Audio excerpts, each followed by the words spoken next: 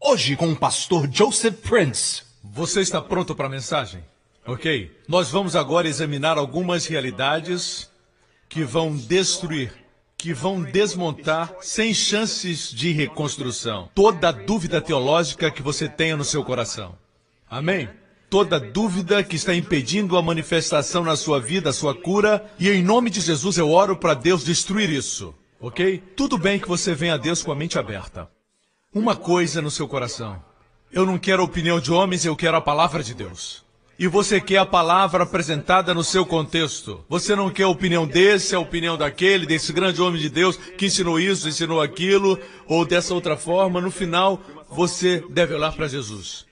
E muitos crentes estão se desqualificando mentalmente, pensando, talvez pecados que eu cometi impedem a cura. Talvez tenha me envolvido com ocultismo sem saber. Talvez é uma maldição generacional que veio sobre mim. E todas essas coisas é o que Jesus chama de dúvidas.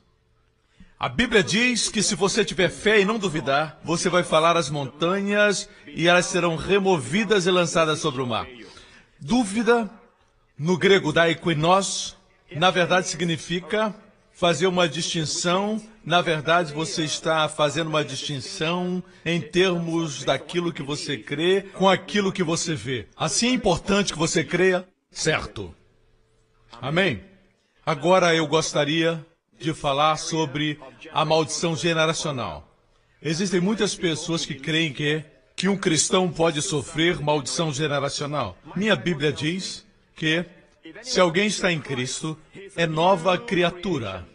As coisas velhas já passaram e tudo se fez novo. Ou Deus está dizendo a verdade, ou Ele não é o que a Bíblia diz que Ele é, ok? Assim nós sabemos que Deus é um Deus de palavra. Posso ter um amém? Certo? Cristãos, escutem-me com cuidado. Uma vez que você é crente, você é nova criatura, você não está mais sob nenhuma maldição. Para alguém ensinar para você a maldição das gerações, ela tem que levar você para a lei de Moisés e citar algum versículo da lei de Moisés, como, por exemplo, versículo como esse, Deuteronômio, que diz: não meterás, pois, abominação em tua casa, para que não sejas anátema. Portanto, daí eles vão dizer que muitos têm algumas coisas em casa que estão causando esse problema ou aquele tipo de problema. Eu cria nisso, eu já preguei isso, estava sob essa influência. Eu descobri depois que pessoas que ensinam essas coisas nunca de fato ficam livres da maldição generacional. Depois de você orar por eles, eles chamam outro homem de Deus para orar por eles, para quebrar a maldição generacional. E depois de um tempo, eles vão a outro homem para orar por eles, para ver se ficam libertos. Na verdade, eles nunca descansam em Deus. Nunca. Se você crer certo, você terá paz, descanso. Se não trouxer paz para o seu interior, é porque não está baseado na verdade. Você olha para pessoas que ensinam sobre a maldição generacional, gente muito sincera, homens de Deus que ensinam isso, ok? Eu conheço um homem de Deus que ensina isso e eu acho que ele está equivocado. Por que eu acho isso? Porque ele tem que voltar para o Antigo Testamento, para versículos como aquele que eu citei, dizendo que se você trouxer a maldição para casa, vai ser amaldiçoado. Não, você não pode mais ser amaldiçoado. Eu disse, você não pode ser amaldiçoado. No Novo Testamento, a única forma de ser amaldiçoado é estar sob a lei. Na verdade, crer nisso traz para você maldição. Na semana passada, vimos em Gálatas capítulo 3, a Bíblia diz: de sorte os que são da fé são benditos como o crente Abraão. E essa fé é a justiça pela fé. Nós vimos isso semana passada. No versículo 10 diz assim: todos aqueles, pois, que são das obras da lei estão debaixo da maldição. No momento que você assume a posição de que suas bênçãos vêm porque você mantém a lei, e Deus vai ser favorável porque você mantém os preceitos da lei, ou que Deus te escuta porque você mantém a lei, você está debaixo de maldição. Veja, essas pessoas que creem na maldição generacional, quando você pergunta a eles, onde começou o seu problema? Eles dizem, 5 anos atrás. E você pergunta, quando você começou a crer? Quando você começou a ouvir esse tipo de ensinamento? Eles dizem, 5 anos atrás. Crer nesse ensinamento traz esses problemas. No momento em que você volta para a lei, não é trazer algo para casa que amaldiçoa você, é crer que você está sob maldição. É isso que o coloca em maldição. Você me escuta? Certo? Vocês são irreversivelmente abençoados. Você não pode ser amaldiçoado. Na verdade, existia um profeta chamado Balaão, é um profeta do Antigo Testamento, e ele era um profeta contratado para amaldiçoar pessoas, e Balaque, com medo do povo de Israel, o contratou para amaldiçoar o povo. E ele disse, como eu posso amaldiçoar aqueles que Deus abençoou? E a nação de Israel estava sob a lei naquela época. Ainda assim, ele disse, como eu posso amaldiçoar aqueles que são abençoados por Deus? Escute, eles eram abençoados sob o sangue de touros e de cabras. Você é abençoado sob o sangue real e divino de Cristo, aleluia! Muito mais você, nada, ninguém, nem um diabo, nem um demônio pode amaldiçoar você. A única forma de você ser amaldiçoado hoje é pregar um outro evangelho, crer no outro evangelho, crer na lei, voltar para a lei, voltar a manter a lei. Aí você está sob a maldição. Aqui nem fala de quebrar maldição. Diz se você que é da obra da lei está debaixo da maldição. Sob maldição. Imagine eu dizer para o homem que tem um problema na coluna e dizer para ele, você guarda os mandamentos? Você já observou todas as leis? Você confessou seus pecados? Enquanto você fala, a fé do seu coração desaparece. Se você olha para Jesus em Mateus, Marcos, Lucas e João, Jesus nunca, nem uma vez. E a propósito, o melhor modelo de cura está nos evangelhos. Você não pode apontar para esse homem, para aquela mulher de Deus. Não importa quão maravilhosos eles são, eles não são Jesus. Eles não podem ser o modelo.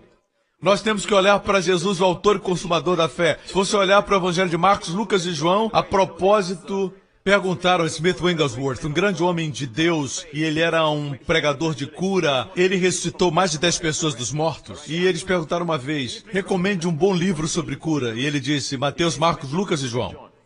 Eu gosto disso, é por isso que ele era um homem tão poderoso. Se voltarmos para o modelo de cura em Mateus, Marcos, Lucas e João, nós vamos descobrir que é muito simples. Assim, se nós não formos curados, nós temos que perguntar, este é o modelo de Jesus, alguma coisa está errada, eu preciso encontrar onde está a dúvida. Muitas vezes nós temos dúvida, muitas vezes cremos que Jesus cura, mas temos dúvida. Existem pessoas que creem em cura e oram por pessoas para serem curadas, mesmo líderes, pastores e apóstolos, hoje, que não creem que a cura está na expiação. Eles acreditam que podem orar e as pessoas podem ser curadas, às vezes não. Você crê assim? Se você crê assim, a Bíblia chama isso de dúvida, porque sua fé não está firmada no alicerce forte. Nosso fundamento para a cura deve ser Isaías 53. Assim nós temos que crer que Jesus levou nossa doença. Tudo está incluído no sacrifício de Jesus. Você pergunta a qualquer cristão, você crê que se um pecador vier a Jesus, ele vai receber perdão? Ele vai dizer sim. Não existe dúvida. Você deve crer também que quem está doente vai ser curado. Faz parte da mesma obra de Isaías 53, onde diz, ele levou as nossas enfermidades e pelas suas pisaduras fomos curados. Mateus citou isso. Pedro mais adiante também citou. Portanto, tudo nos diz que é a mesma obra. Mas por causa da nossa distinção, diacrino no grego para dúvida, assim nós dividimos. Temos que orar forte para a cura e mais leve para perdão. Você tem que destruir toda dúvida teológica no seu coração. Vamos voltar para a simplicidade do Evangelho. Quanto mais simples, melhor. Eu quero trazer de volta para a simplicidade. Eu gosto do que Paulo disse uma vez para a igreja em Corinto. Ele disse, me preocupo para que a serpente que enganou Eva não engane vocês também. Com respeito à simplicidade que há em Cristo. Nós vemos que quando vinham a Jesus, Jesus não dizia, existe pecado na sua vida que você tem que confessar? Muitas eram prostitutas. Eles eram pecadores, marginalizados, mas todos que vieram receberam. Nós temos que ter uma mensagem que diz que todos que vierem receberão. Se a igreja pregar o evangelho simples que está em Mateus, Marcos, Lucas e João, nós vamos ter os resultados do evangelho. Amém? Portanto, vamos olhar para essa maldição geracional. Mas os que ensinam isso dizem, pastor, aqui nesse texto se refere às leis cerimoniais, como o sacrifício de animais, ou oferta queimada, oferta pacífica, ou a parte que diz que você não pode comer carne de porco, ou camarões, outra coisa como esta, ou a lei judaica que diz que devemos observar as festas de Israel. Não. Não é disso que a Bíblia diz que nós vamos ser libertos. Na verdade, somos libertos disso, mas sempre que fala da maldição da lei, fala sempre dos 10 mandamentos e todas as outras leis que o envolvem. Vamos provar isso em 2 Coríntios 3. Não é suficiente que eu diga, tem que ser visto na Bíblia. E se o ministério da morte, gravado em letras de pedras, note que o ministério da morte está gravado com letras em pedras. Essas coisas você mencionou, que você pensa que Deus nos libertou, a lei dos animais, dos sacrifícios, ou as festas de Israel, tudo isso nunca foi gravado com letras em pedras. A única parte que foi gravada em pedras foram os 10 mandamentos. E Deus chama isso, eu não chamo isso, mas Deus chama disso ministério da morte. Escrito em letras em pedras. Imagine igrejas que ensinam séries sobre os 10 mandamentos, que matam lentamente. Isso é o que a Bíblia diz, não é o que eu digo. Os 10 mandamentos estão escritos em pedras, nós não estamos mais sob esse ministério. Ah, pastor, o senhor está dizendo então que as pessoas podem matar? Esse tipo de lógica é estúpido. Só porque não estamos sob os 10 mandamentos, não significa que existe mais poder na nossa vida. Na verdade, quanto mais morto para a lei, mais o Espírito se vivifica. E o Espírito é o poder para a santidade. A vitória sobre o pecado. Amém? Poder para a cura e libertação. Esse é o tipo de poder que nós temos. Mas as pessoas dizem mais, os 10 mandamentos, a Bíblia diz, não cometerás adultério. Na graça, você ama a sua esposa, e você se apaixona por ela todos os dias. Mas existem aqueles que não cometem adultério, mas não amam as suas esposas. Não cometem adultério por muitas razões. Não têm dinheiro, ou não tem ninguém que lhes dê oportunidade. Seja qual for a razão, só porque alguém não comete adultério não significa que guarda a lei. Mas o cumprimento da lei maior de Deus é esse. Amar. O amor é o cumprimento da lei. Assim, sob a graça, você faz mais. A lei diz que você não vai roubar. A graça diz que você vai dar. Que roubar? Você vai dar. Amém? Portanto, não venha com essa piedade que diz você deve cumprir a lei e parece que você é santo. Ninguém que tenta cumprir a lei consegue cumprir. Todos quebram. Amém? E a Bíblia chama a lei ministério da morte. Qual parte da lei? Os 10 mandamentos. Se isso não é suficiente, vamos para Romanos 7. Romanos 7. Assim, meus irmãos, também vós que estáis mortos para a lei pelo corpo de Cristo. Que lei é essa? Que lei é essa que estamos mortos para ela? Olhe bem o contexto, não somente escute o que eu digo, tudo está no contexto. Nós estamos mortos para a lei, pelo corpo de Cristo, para que sejais doutro, daquele que ressuscitou dentre os mortos, a fim de darmos frutos para Deus. Porque quando estávamos na carne, as paixões do pecado, que são pela lei, que declaração! Operava em nossos membros para darem fruto para a morte. Versículo 6. Mas agora, diga agora, estamos livres pela lei. Que lei é essa? Os 10 mandamentos. Pois morremos para aquilo em que estávamos retidos, para que sirvamos em novidade de espírito, e não na velhice da lei. Que diremos, pois? A lei é pecado? De modo nenhum. Mas eu não conheci o pecado, senão pela lei. Porque eu não conheceria a concupiscência se a lei não dissesse, não cobiçarás. Mas que lei é essa? Os 10 mandamentos. Todo o contexto fala que a lei se refere aos 10 mandamentos. Quanto mais você tenta cumprir, o reverso acontece. É Paulo que diz. Amém? Então, pastor Príncipe, nós não guardamos os 10 mandamentos para ser salvo. Nós guardamos os 10 mandamentos para Deus nos abençoar e sermos santos. Veja o que diz Gálatas. Paulo diz, começando no Espírito, vocês agora vão terminar na carne? Você recebeu o Espírito pela obediência à lei ou pela pregação da fé? Deus, pelo seu Espírito, faz milagres. Ele faz isso pela obra da lei? O homem guardando a lei? Eu guardando a lei ou pela pregação da fé? Onde estamos errando? Nós temos que acabar de vez com essa pregação da maldição generacional. Não é triste que as pessoas tenham que citar um versículo do Antigo Testamento para convencer você da maldição generacional? Não, você não está debaixo de nenhuma maldição. Mas, pastor, e se alguém vier e pronunciar uma maldição sobre a minha vida?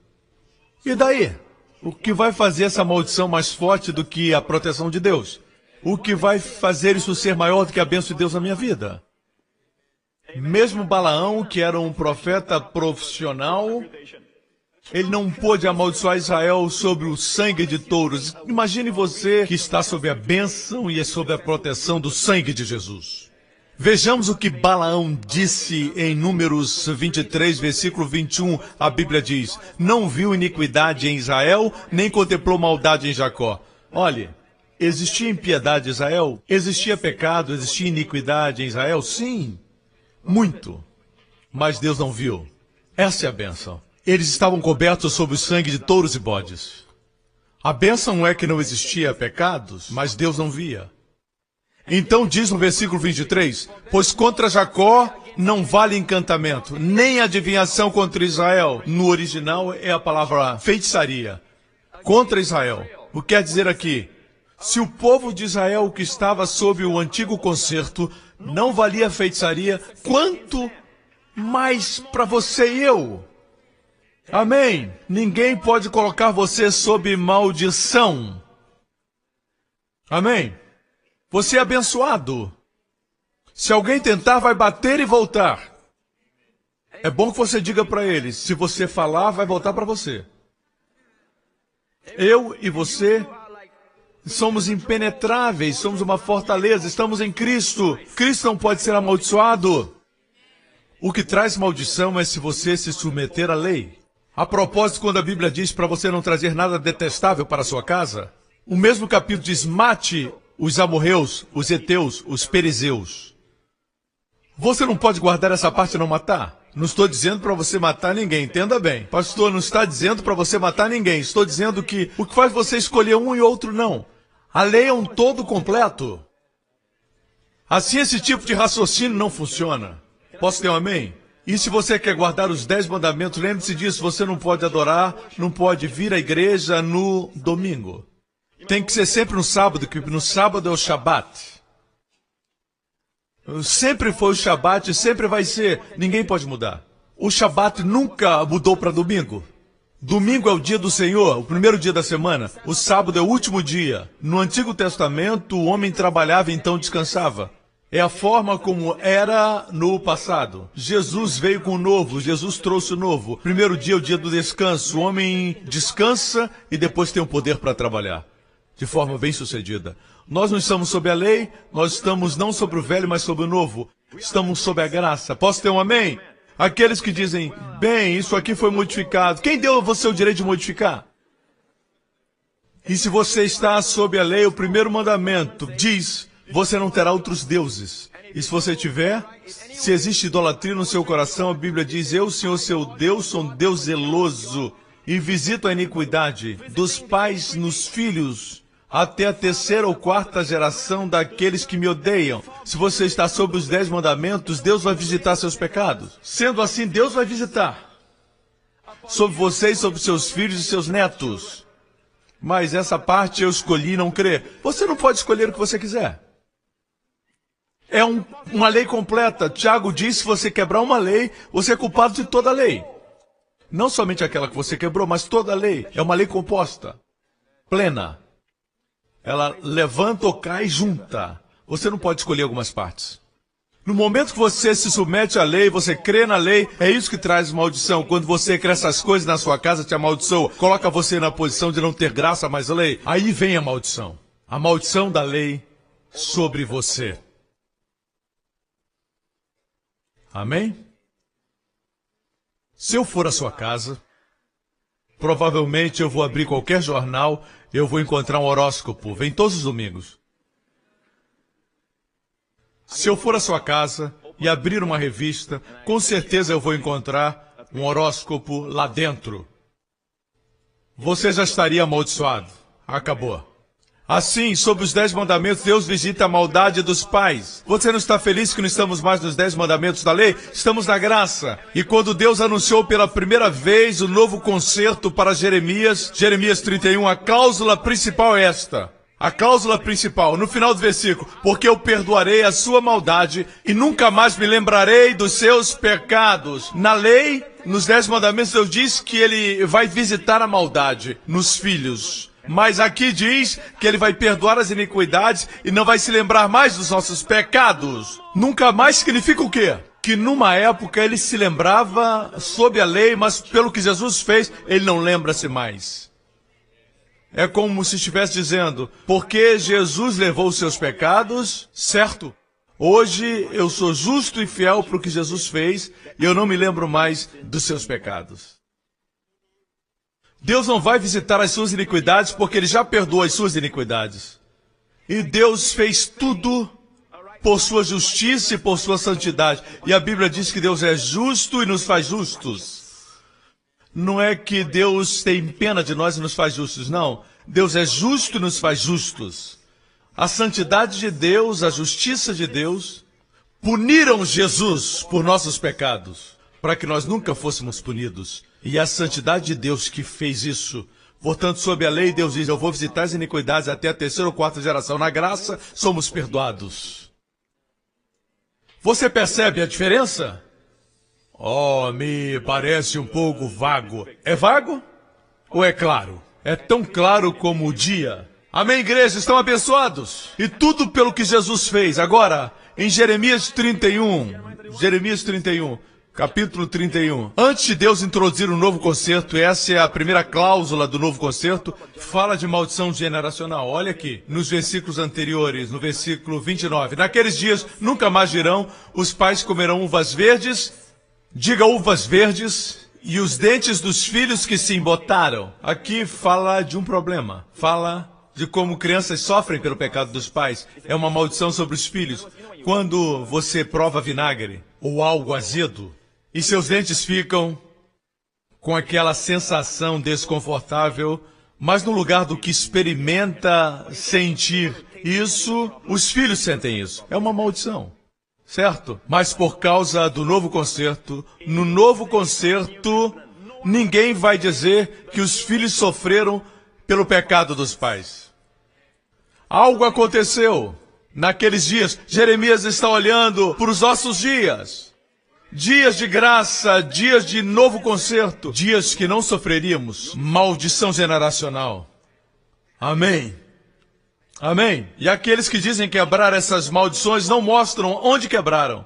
Você pergunta, você quebrou a maldição do meu avô e do meu bisavô? Alguém diz, eu já quebrei até a 10ª, e a 11ª? Na 11ª algo aconteceu. E a 12ª? E se continuar vai voltar até Adão. Um maluco que começou tudo isso. É certo? Graças a Deus que o último Adão veio nos livrar de tudo isso. E é assim que ele fez, com estilo. Naqueles dias não dirão os pais comeram uvas verdes, mas ao contrário, cada um morrerá pela sua própria iniquidade. Versículo 31 diz, aqueles dias virão, diz o Senhor, quando farei um novo concerto. E perdoarei a iniquidade deles. Note o contexto aqui, a liberdade da maldição virá quando o novo concerto vier. Amém? Muito, muito tempo atrás, numa noite escura, quando o sol se negou a brilhar porque o seu Criador estava sofrendo por amor, Jesus foi pendurado entre o céu e a terra. A Bíblia diz que naquelas trevas, em João, estava, pois, ali um vaso cheio de vinagre, e encheram de vinagre uma esponja, pondo-a num isopo, e chegaram à boca de Jesus. E quando Jesus tomou o vinagre, ele disse, está consumado. Inclinando a cabeça, entregou o Espírito. A última coisa que Jesus fez na cruz foi redimir você da maldição generacional. Eu nunca entendia o que tinha o vinagre a ver, mas a Bíblia sempre é interpretada pela própria Bíblia. Alguns pensam que é tão difícil se salvar e tão fácil se perder. Mas a minha Bíblia diz que é fácil ser salvo. Você não sabe se seu avô, quando estava ainda inconsciente, em coma no hospital, se Jesus o visitou e falou com ele em chinês ou em japonês. Eu não sei, mas Deus pode falar em qualquer idioma. Você sabia que a minha bisavó, da parte da minha mãe, é um parente distante, mas Deus, antes de ela morrer, Deus apareceu para ela. Ela nunca havia estado numa igreja. A única língua que ela conhecia era cantonês. Jesus apareceu para ela, falou para ela em cantonês e ela foi salva. Porque você é um crente, a Bíblia diz, crê no Senhor Jesus e serás salvo, tu e a tua casa. E eu estou afirmando isso porque você é salvo. Existe uma porta para Deus entrar. Quando João, o apóstolo João, no livro de Apocalipse, viu o céu, ele disse, eu vi uma multidão que ninguém pode contar. Ninguém podia numerar. A calculadora parou de funcionar. Ele também viu o inferno, viu as pessoas no inferno, mas ele nunca falou que não podiam ser contados. Algo vai acontecer nos últimos dias que vai esvaziar o inferno e popular o céu. E eu acredito que estamos vivendo uma revolução do Evangelho. Algumas pessoas querem complicar a salvação e dizem você tem que deixar isso, deixar aquilo, e até o arrependimento eles colocam uma obra e não uma resposta. Isso faz a vida difícil. Olhe para o ladrão da cruz. Jesus morreu entre dois ladrões. E ele fez isso por nós. Morreu entre dois ladrões para você saber que não vai ser roubado nem da direita nem da esquerda. Um dos ladrões não creu em Jesus. Você sabe que ele foi para o inferno. Mas o outro ladrão disse, Senhor, lembra de mim quando entrar no teu reino. Essa foi a oração. Ele não fez a oração da salvação dizendo, Senhor, eu confesso os meus pecados. Eu venho a ti, eu creio no teu sangue que me limpa. Ele disse, Senhor, lembra-te de mim. E Jesus disse, hoje estarás comigo no paraíso. Oh! Agora, graças a Deus que alguns pregadores não estavam lá. Porque alguns desses pregadores, eles diriam para aquele ladrão, ei, não é tão fácil assim. Você é ladrão, né? Antes de ser salvo, você tem que devolver tudo que você roubou. E o ladrão diria, eu gostaria muito.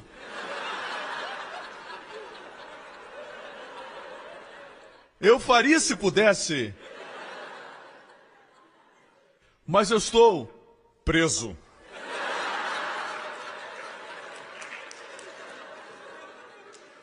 Aí está desmontada a teoria que diz que você tem que restituir isso e aquilo. Creia na Bíblia, pelo amor de Deus. Não importa quão bom ou respeitável seja o homem de Deus, ele tem os seus dias maus. Jesus nunca ele teve um dia ruim. Você nunca vai ao céu e ele vai dizer, você veio a mim para pedir perdão pelo quê? Ele nunca fica irritado. Nunca! Nós pastores podemos nos irritar.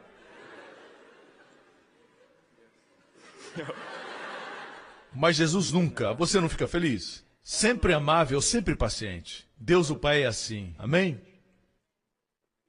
Assim.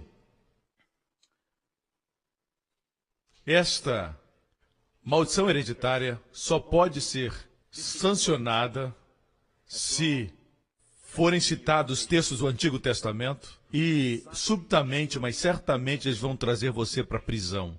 E crer nisso é o que traz a maldição da lei. Amém, igreja? Agora, tem outro assunto que quero compartilhar. E eu sei que muitas pessoas aqui na igreja são muito protegidas. Vocês escutam bons ensinamentos, mas você não sabe que existe muito ensinamento e muito vento de doutrina pelo mundo aí.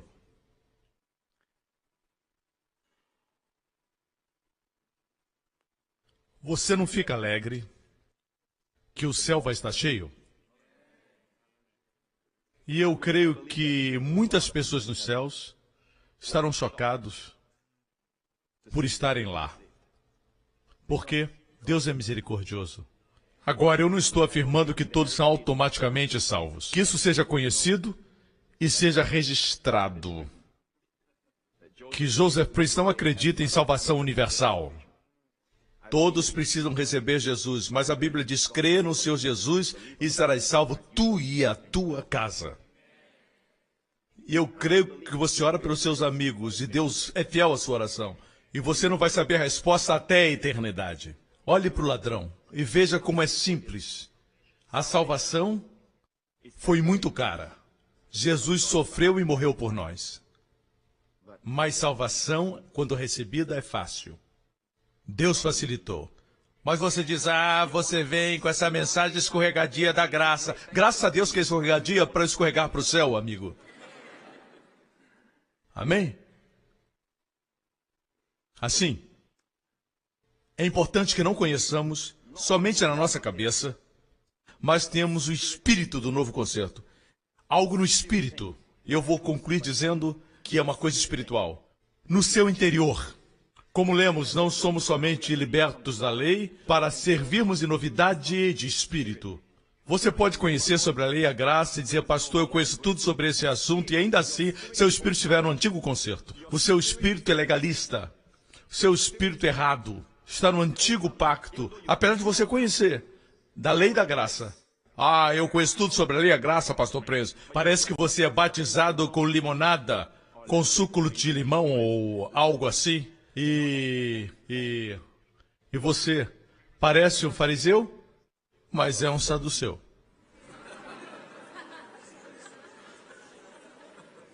Um farisaduceu.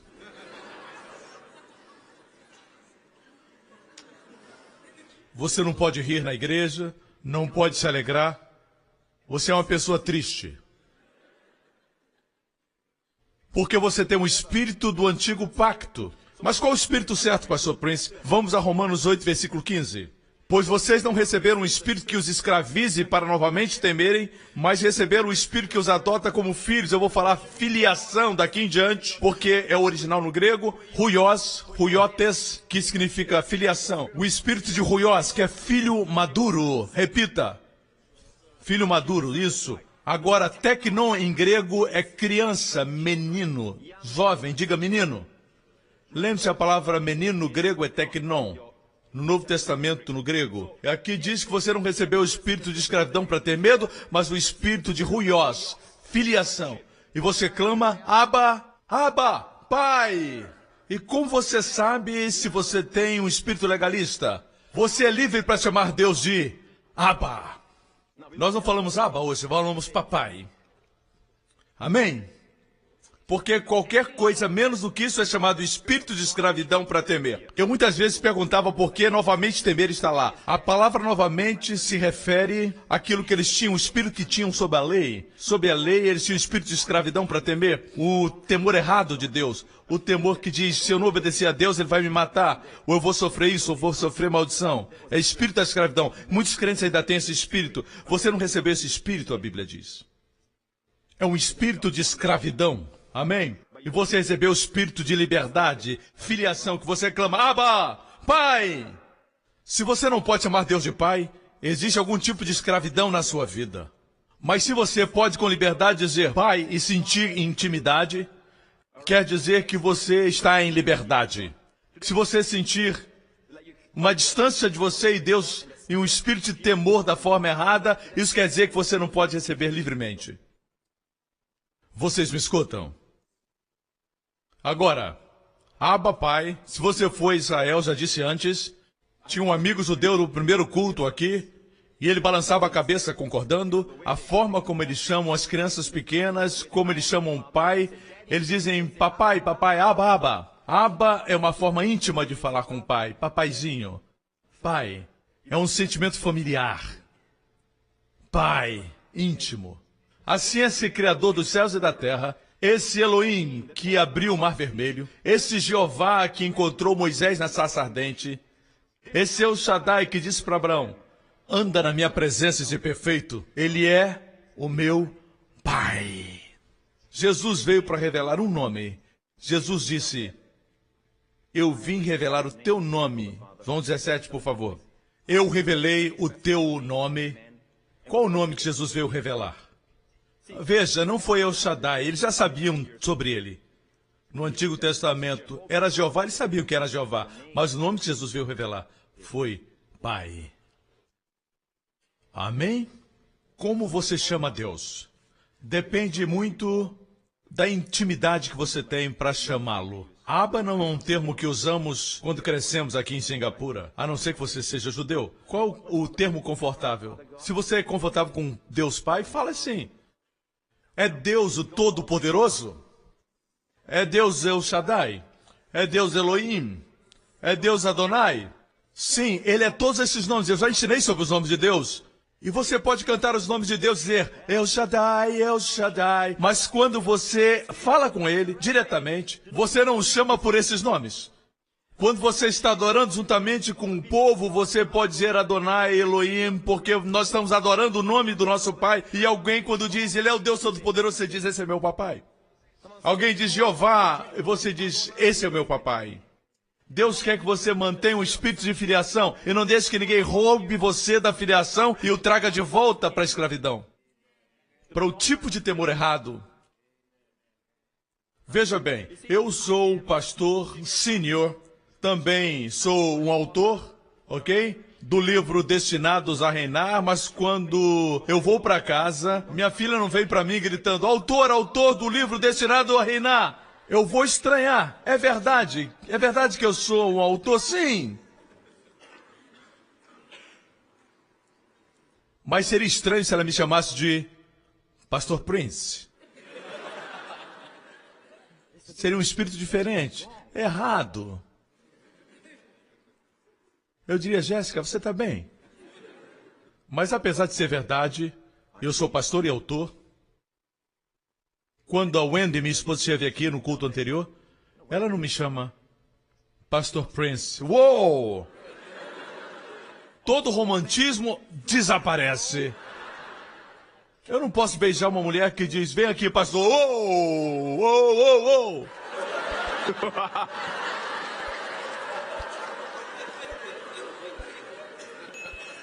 Do nada eu vejo o rosto do pastor Henry na minha frente. Pastor Henry me chama pastor. Como eu posso ser romântico com alguém que me chama de pastor? Eu sou pastor. Alguns disseram sim. Eu sou Joseph Prince, pastor dessa igreja. Alguns pensaram que era o pastor Henry que era o pastor da igreja. Ele é um deles. Não, ela me chama. Eu não preciso dizer como ela me chama. É um segredo nosso, irmão. Mas ela me chama alguma coisa. Uou! Por que eu estou dizendo isso para você?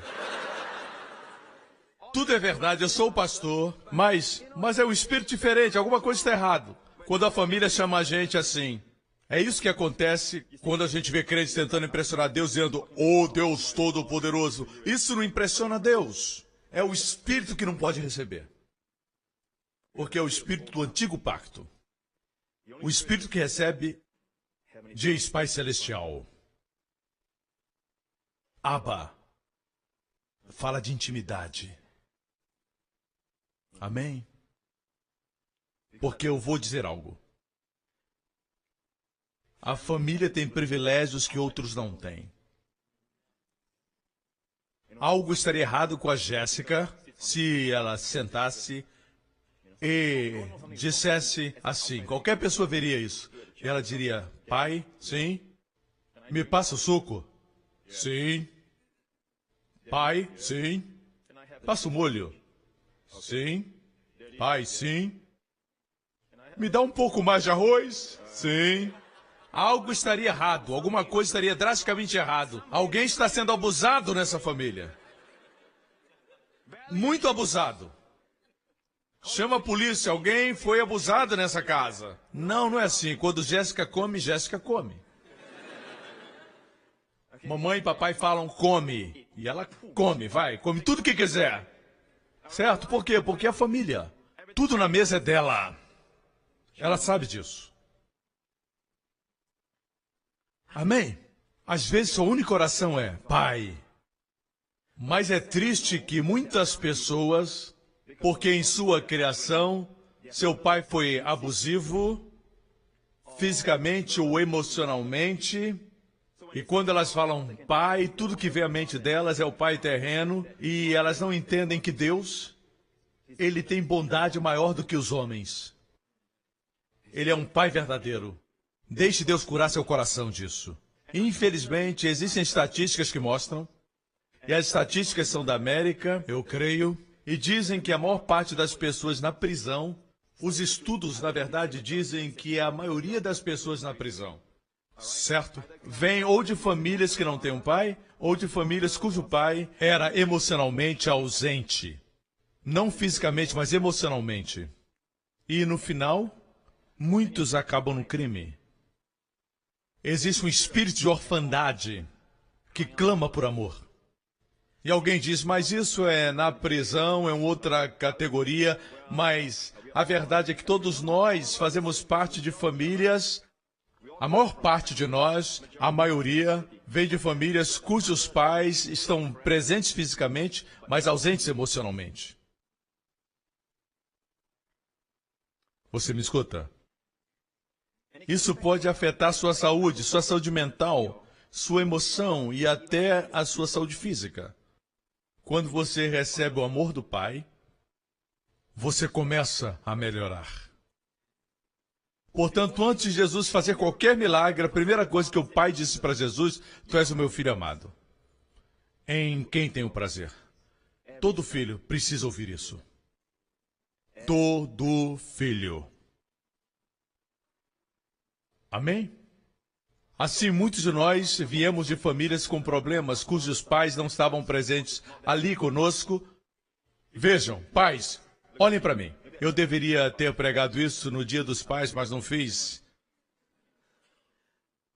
Pais, o diabo não se importa quanto amor você tenha no seu coração, nos seus rins, nos seus pulmões, pelos seus filhos. Para ele não interessa quanto amor você tem, contanto que você não diga, não expresse.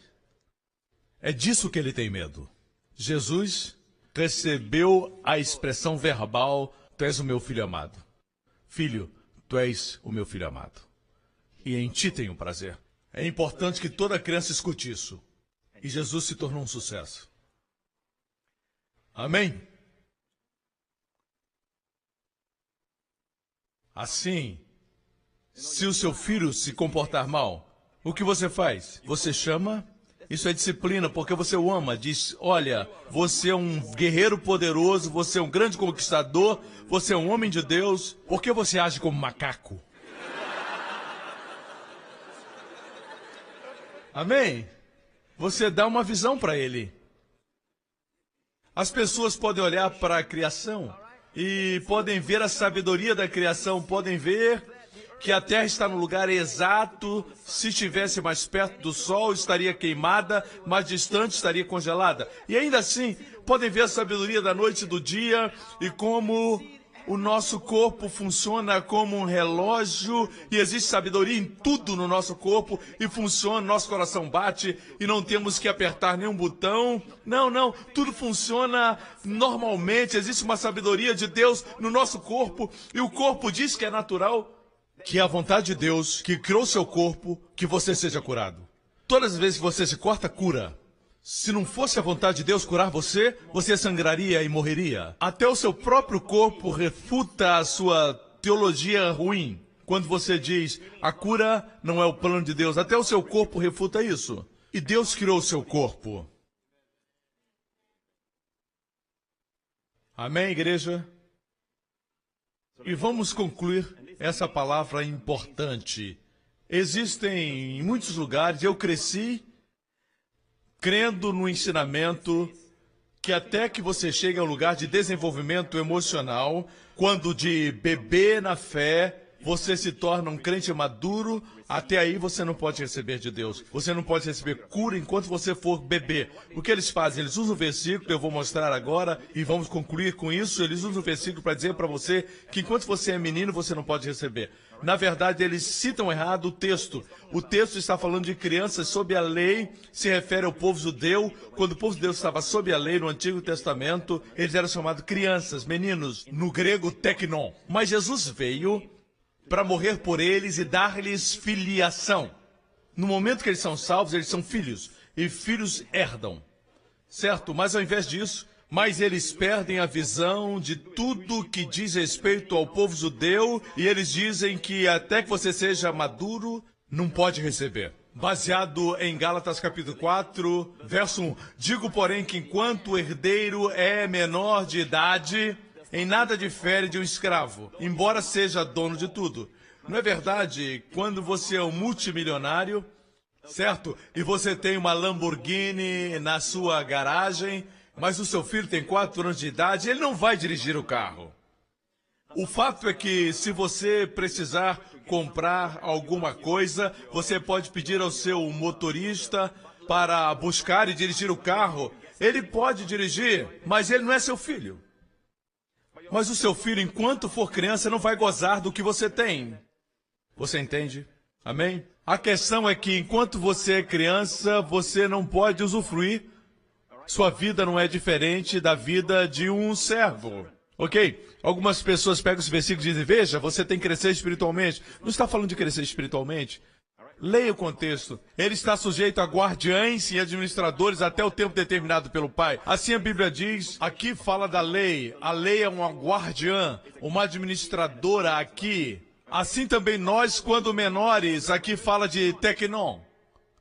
Estava falando do povo judeu. Quando estávamos escravizados aos princípios elementares do mundo. Na verdade, aqui diz que os elementos do mundo são a lei. Mais adiante, ele chama a lei fraca e princípios elementares do mundo. Mas quando chegou a plenitude do tempo, Deus enviou seu filho, nascido de mulher, nascido debaixo da lei. Por quê? Para redimir aqueles que estavam sob a lei, para que recebêssemos a adoção de ruiós, filhos maduros. Em outras palavras, quando você estava sob a lei, os judeus, eles eram teknon, meninos, não podiam herdar. Apesar de serem filhos, eles eram crianças. Mas Jesus veio para redimi-los da lei e dar-lhes filiação. Todos vocês que querem Cristo, vocês são filhos.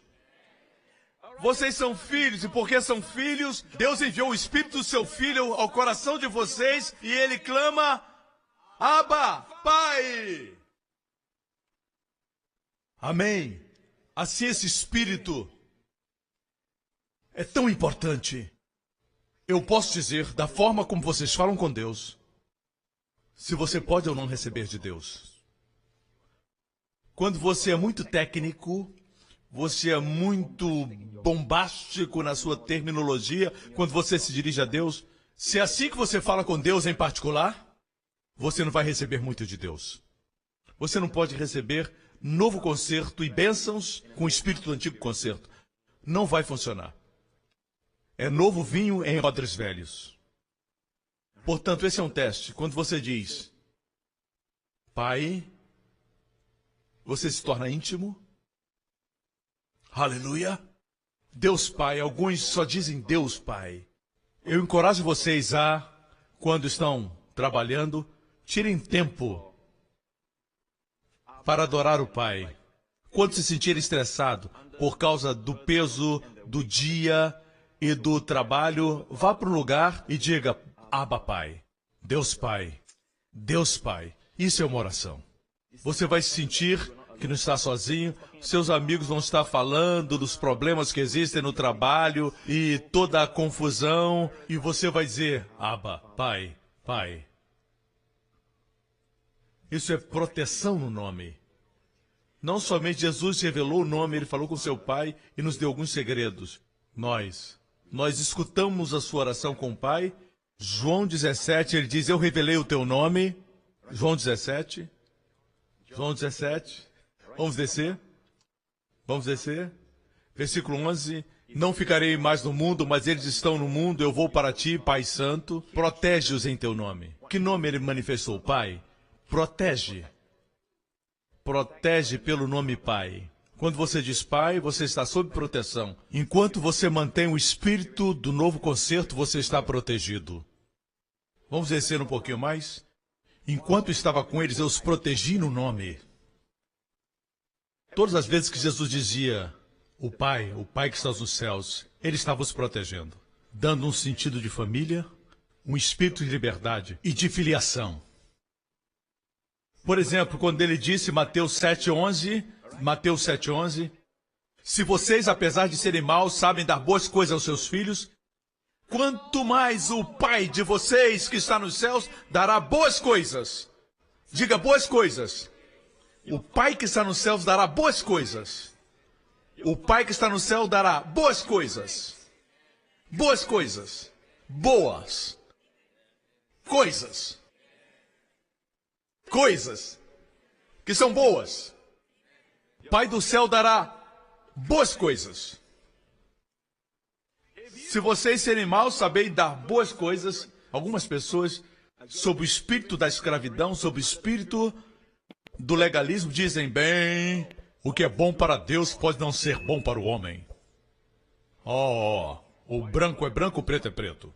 Aqui, eles querem nos confundir. Eles dizem, Jesus disse que o Pai de vocês vai dar boas coisas, mas as coisas boas deles podem não ser tão boas. Isso é confusão.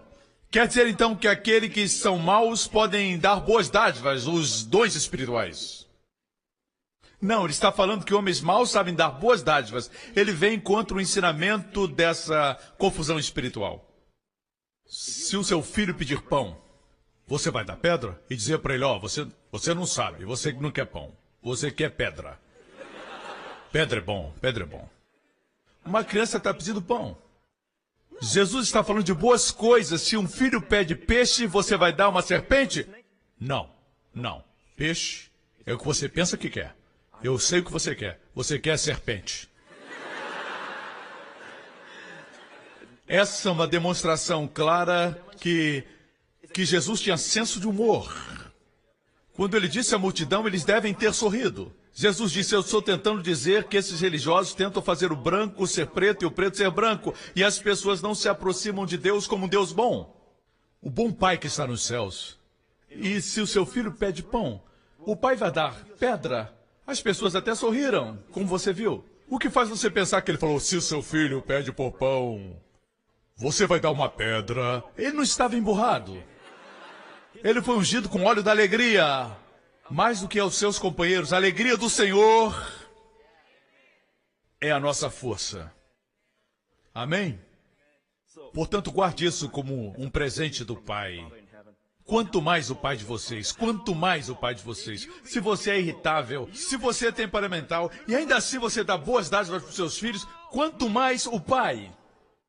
Alguns de vocês preferiam estar no hospital no lugar do filho de vocês. Alguns prefeririam ser cortados do que o filho ser machucado. Amém? E ferido. Amém? E você não é perfeito. Quanto mais o Pai nos céus daria boas dádivas. No final do culto eu quero orar para que o Pai nos dê uma boa coisa. E a nos proteger da gripe asiática.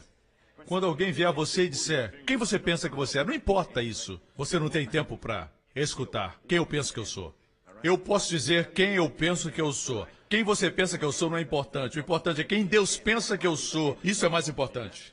Mas você não quer ouvir quem eu penso que eu sou. Você não quer ouvir porque é muito grande. Seria um Novo Testamento inteiro, amém? Amém? Se alguém vem a você, saiba disso. Se eles não têm pai, eles têm raiva. Você não é sem pai. Portanto, você pode perdoar, você pode ser generoso, porque você não é um órfão. Você tem um pai, amém? Assim, eu peço a Deus uma coisa boa, que Deus nos proteja. Uma outra boa coisa, a Bíblia diz boas coisas. Vamos pedir que Deus nos prospere durante este tempo. Vamos pedir isso, amém? Não importa quanto você tenha sofrido durante esse tempo de problemas financeiros, vamos pedir uma dádiva.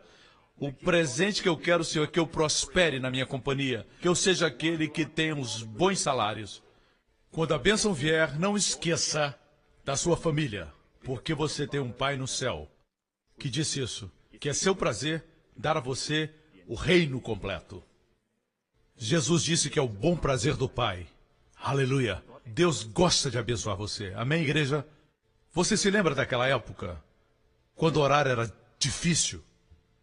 Você olhava para o relógio, você queria orar por 1 hora, eu vou orar por 1 hora, e você olhava para o relógio e só tinha passado 5 minutos. Não é isso que o Pai quer. O Pai quer que você venha à sua presença. Então, somente se delicie. Isso é oração. Amar ser amado. Quando você se ajoelha, é Pai, na privacidade do seu quarto, do seu carro, você fecha os seus olhos e você diz, Pai, não precisa ser uma oração complicada. Jesus diz, não pense que serão ouvidos por falarem muito. Deus sabe o que vocês precisam. Simplesmente experimente seu amor. Volte ao sentimento que você está seguro. Você é família. Você está cuidado. Amém? Vamos fazer isso? Amém? Todas as cabeças baixas, olhos fechados nesse lugar. E aqueles que nos assistem pela TV. Se você está aqui, você nunca fez de Jesus o Filho do Pai, enviado para morrer por seus pecados, para que Jesus se tornasse o culpado por todos os seus erros, por toda a sua impiedade. E na cruz, Jesus levou seus pecados. Na cruz, Jesus levou as suas enfermidades e a sua maldição na cruz. E Jesus colocou tudo para longe. Se você crê em Jesus,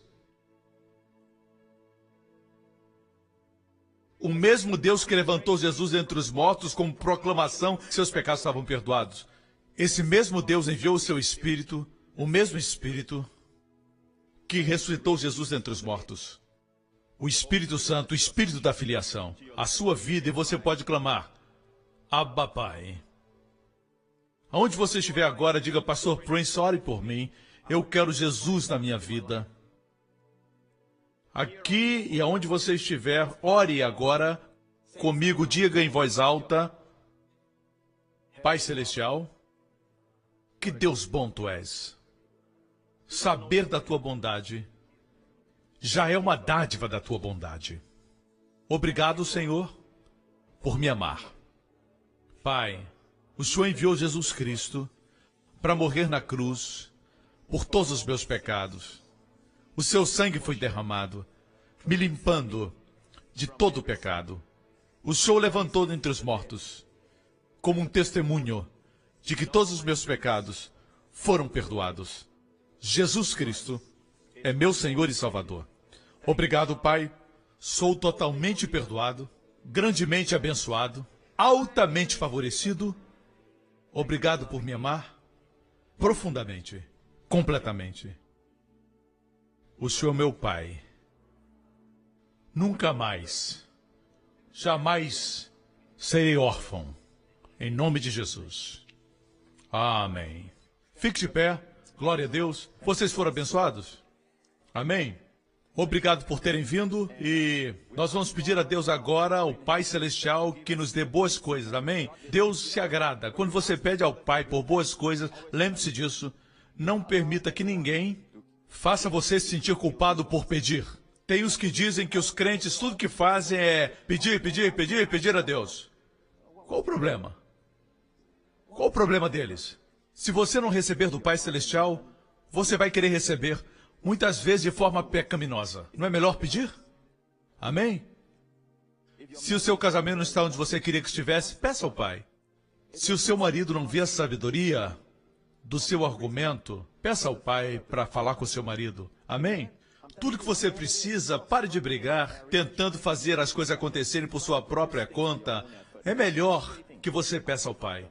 Existe uma forma mais fácil, peça ao Pai. Amém? E se ele tardar em responder, espere. A resposta vem no tempo perfeito dele. Levante sua mão nesse lugar e aqueles que estão também nos assistindo, diga, Pai Celestial, mas antes de fazermos essa oração, eu quero ter a permissão de vocês.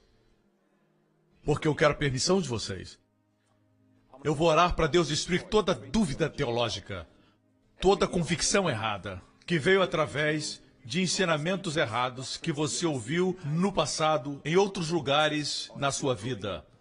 Quero pedir sua permissão antes de pedir ao Pai que destrua toda a crença errada, que erradique do seu coração toda dúvida teológica, que está impedindo você de receber. Tudo bem? Vamos fazer isso?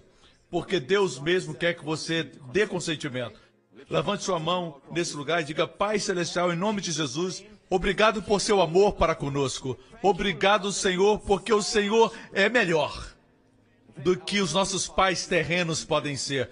E existem muitos bons pais aqui, Senhor, ouvindo a minha voz. E quão melhor o Senhor é como Pai Celestial, grande em bondade. Pai Celestial, Jesus disse, o nosso Senhor Jesus disse, e quem sabe melhor do que Jesus, que o Senhor dá boas dádivas àqueles que te pedem. Portanto, agora, Senhor, todos aqui ouvindo a minha voz concordam. Nós estamos pedindo por boas coisas, que toda dúvida teológica, crença errada, que aprendemos, que está no nosso coração, de uma forma ou de outra, se isso está no nosso coração, nós queremos que o Senhor erradique, que o Senhor tire rapidamente, para que possamos receber rapidamente.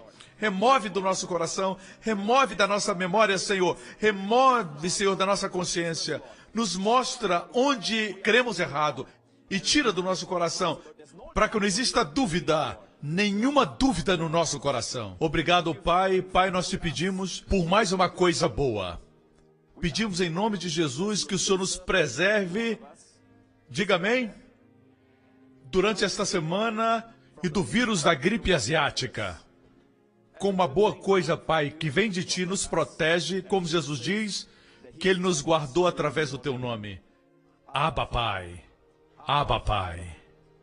Protege-nos de toda enfermidade, de toda a doença.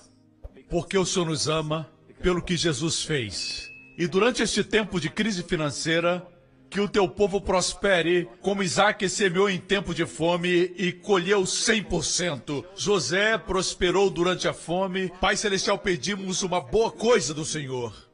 Que o Senhor nos dê prosperidade no meio da fome. Nos conceda, Senhor, que possamos brilhar. Brilhar com a Tua bondade, brilhar com a Tua glória. Que outras pessoas vejam e queiram Deus como Pai. E queiram conhecer Jesus. Nos abençoa de forma tal que o Senhor provoque as pessoas a se sentarem e notarem a Tua bondade na nossa vida, Pai. Portanto, Pai, nós pedimos que o Senhor faça com que triunfemos e prosperemos, abre portas para nós. Em nome de Jesus, fecha as portas erradas e nos coloca no lugar certo na hora certa. Ó Senhor, nessa semana que vem. E obrigado, Pai, por tudo que ouvimos. Obrigado, Senhor, por Tua palavra. A Tua palavra é mais preciosa do que tudo.